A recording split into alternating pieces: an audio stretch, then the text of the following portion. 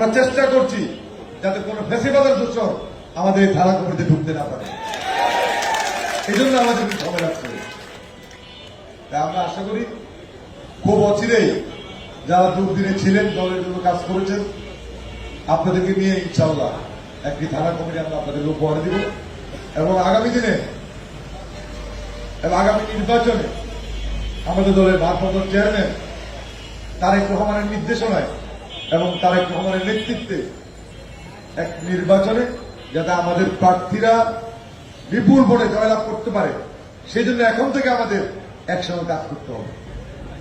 আজকে নির্বাচন নিয়ে অনেক ধরনের কথাবার্তা শোনা যায়। কেউ নির্বাচন চায়, কেউ নির্বাচন চায় না, কেউ চায় সারা বছর নির্বাচন না হোক। একটা কথা মনে রাখতে হবে, এই যে 16টি বছর আমরা যে ফ্যাসিবাদের বিরুদ্ধে আন্দোলন করেছি, সংগ্রাম করেছি, জেল কেটেছি, আমাদের সহযোদ্ধারা শহীদ হয়েছে, এর মধ্যে একটা দাবি ছিল যে আমার ভোট আমি দিব, যাকে খুশি তাকে দিব। আমরা তো ভোট দিতে পারিনি। তারা তাদের ইচ্ছা মতো দিনের ভোট রাতের বেলা নিয়ে তারা ফ্যাসিবাদ কায়েম করেছিল বাংলাদেশে। ভোটবিহীন সরকার তারা পরিচালনা করেছিল।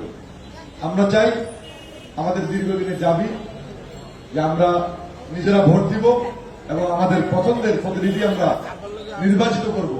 সেই জন্য আমাদেরকে কিন্তু আমাদের কাজ করতে হবে, ঐক্যবদ্ধ থাকতে হবে। যতক্ষণ পর্যন্ত আমাদের এই নির্বাচন একটি সুষ্ঠু নির্বাচন আমরা করতে না পারি, ততক্ষণ আমাদের আশ্রয় থাকতে হবে একসঙ্গে। আমাদের মধ্যে কোনো বিভেদ হবে না। আমাদের দল যাকে মনোনীত করবেন আমরা একসঙ্গে তার পক্ষে কাজ করব। প্রিয় বন্ধুরা,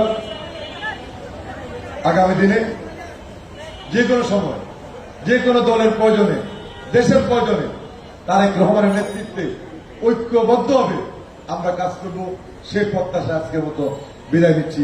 খোদা হাফেজ। বাংলাদেশ জিন্দাবাদ। শহীদ অমর হোক। দেশ বেগম খালেদা জিয়া জিন্দাবাদ। আমাদের সকলের প্রিয় নেতা তারেক রহমান জিন্দাবাদ। আপনাদের সকলকে ধন্যবাদ।